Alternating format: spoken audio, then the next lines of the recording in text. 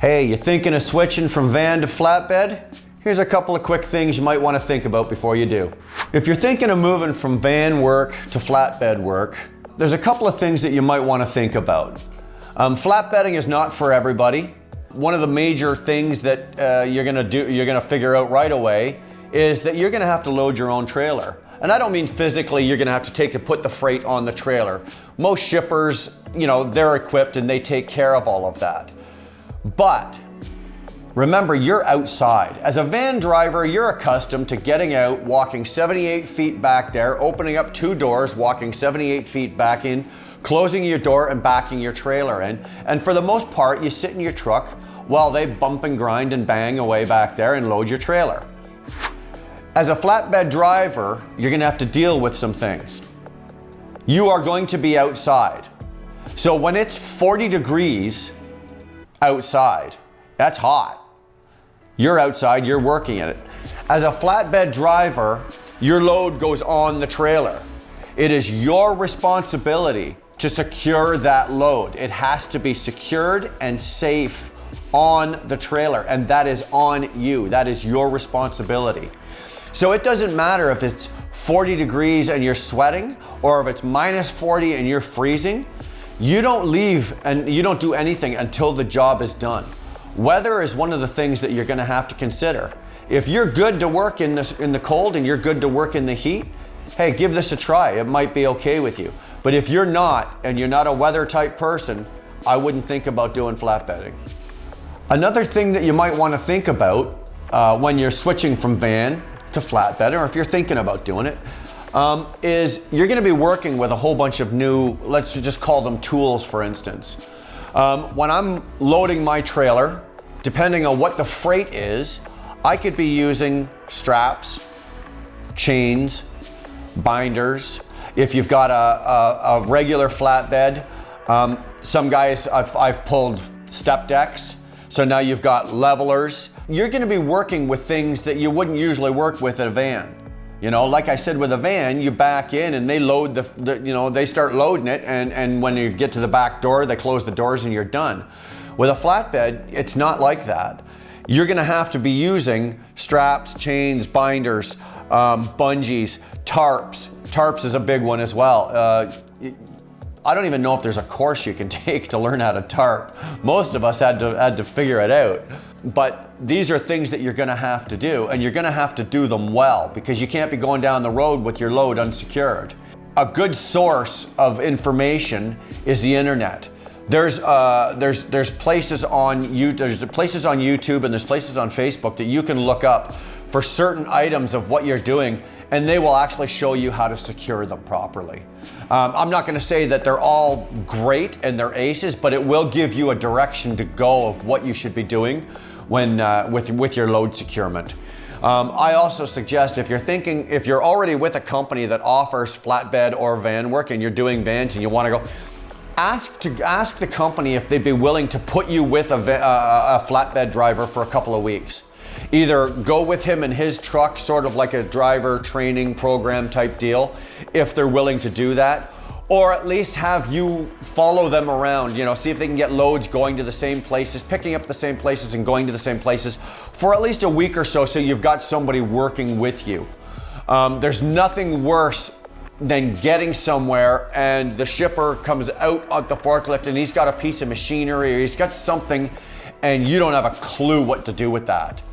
And it has happened. It's happened to me. I've actually had to pick up the phone, take pictures of it, and pick up the phone and call a friend of mine that's been doing this for 20 years longer than I have, and say, what the hell do I do with this?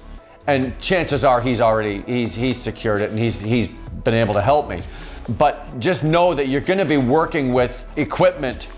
You're going to be in steel mills. You're going to be in logging yards. I've loaded my flatbed trailer on a beach. I've loaded a flatbed trailer out in the middle of a forest. I've loaded a flatbed trailer on Yonge Street, right up beside Eaton Center.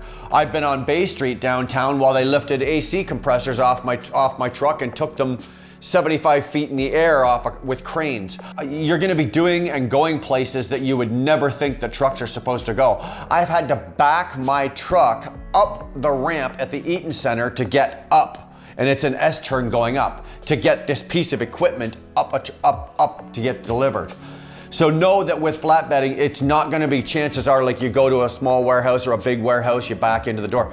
You're gonna be doing a lot more shucking and jiving, and you're gonna be moving around a lot more. Flatbedding is a bigger commitment. Now with this, you can expect to be paid a little bit more. I find that with this company that I'm with and with the companies that I've been with before that have had flatbed and van drivers, the flatbedders are generally compensated a little bit more for two reasons. One, you're gonna be working physically a little bit more. Not a little bit more, you're gonna be working a lot more. And two, if you're a flatbed driver, generally you're not gonna be getting as many miles. So you need to be better compensated on the pay scale. If you're making, if a flatbed, or say a van driver is making $1.45 a mile, the flatbedder is probably making somewhere around $1.60 a mile. And that would be a good pay comparison, because I'm not gonna run 650 and 700 miles a day as a flatbedder. I have to unload in the morning, so I'm pulling chains, binders, straps, and everything off. The load has to come off. It's not just a matter of running a forklift in and pulling skids off. Depending on what the freight is. It takes time to offload a trailer. And then once I'm empty, I've got to go to my next location. I have to reload. Okay, and again, it's not generally like running skids back on, closing the doors and driving away. I've got to chain it, strap it, tarp it, bungees, all of the combinations of different, some loads I've had to use straps and chains. I've had to use portables. I've had to use, just about anything I can find that I've got on my truck to keep that load secure. With van work, you don't have that. So flatbedders are generally paid a little bit better because we are working a little bit more, and we don't have as many hours most of the time in the day to drive. So we need to be better compensated with the pay rate, but the pay scale, and we usually are. At this company that I'm at, I'm paid a little bit more than the van drivers for those reasons right there. The other thing to think about or to consider when you're going from van to flatbed is the physical part of the job. Van drivers don't generally have to do a lot of work. Lucky you. Me, it's more physical, okay? I'm up and down off my trailer. I've got, when you're strapping and you've got to throw your straps, you get your straps over, then you've got to secure them into your rollers, then you've got to tighten it down. All of that takes energy. Now, if you've got a load that takes you an hour and a half to load it and get it secured, that's energy. Cranking binders, that takes a lot of work. That's energy. Rolling out your tarps onto a load, covering your load with tarps, untarping it, rolling tarps up, that takes a lot of energy out of you. There's been days where I've offloaded in the morning, reloaded in the afternoon, and still managed to pull off 450, 500 miles that day.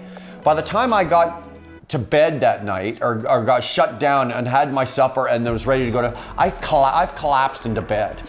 And I'm not in the greatest shape. I'm not like an Adonis here, and I'm not in the best of shape, but I'm not in the worst shape either. For a 51-year-old guy, I can throw myself around pretty good. And like I said, there's been days where I've collapsed into bed because you know what? I've just exerted every ounce of energy I've had that day.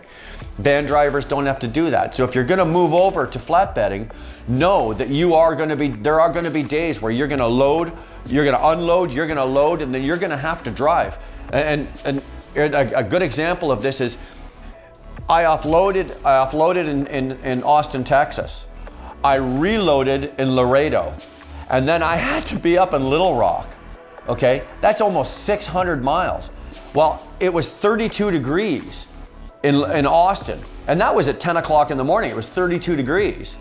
By the time I got down to Laredo, it was like 35 or 36 degrees, and I spent another hour and a half in the sun and the sweat and everything like that, and then I had to drive. Knowing that you're gonna have to drive after working like that, know that this is gonna happen to you. And it's the same thing when it's cold out. Nobody likes the cold, but there are days like the week we just had that went by. You know what? I woke up last week, it was minus 27 outside my truck. Nobody wants to work at minus 27, that's cold.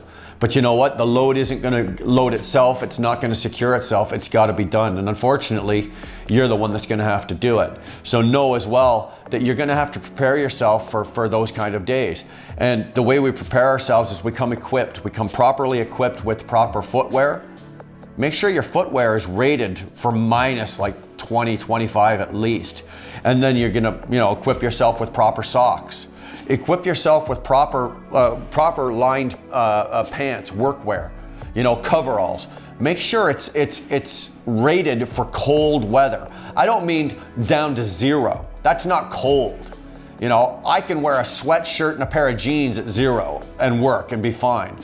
I'm talking when it gets to minus 20. That's cold. Make sure you're equipped for that. So these are things that you're gonna have to go to Mark's Work Wearhouse or wherever you buy your workwear and make sure you're equipped for that. And gloves. Do not go cheap on your gloves. Get good quality work gloves. Yes, you're gonna burn through them, and yes, they're a little more expensive, and you're gonna be throwing them out more than you would with a van driver, but don't go cheap on them because I was out in the yard today and I was doing some work and I was wearing a pair of my cheap throw together work gloves, and they got wet. My hands were frozen solid inside of 15 minutes. They were garbage. And you can't do that while you're working on a load. So know that you're gonna have to put out the expense. Some companies, if you're a company driver, will put out the money and give you an allowance for workwear. If you're an owner-operator, chances are you're biting the bullet. But make sure your workwear is rated for cold weather. And when I say cold, I mean minus 20 or below. Thanks for watching. I hope the video helps with your decision. If you like what you saw, make sure you hit the like button and push that little red button with the word that I can't say.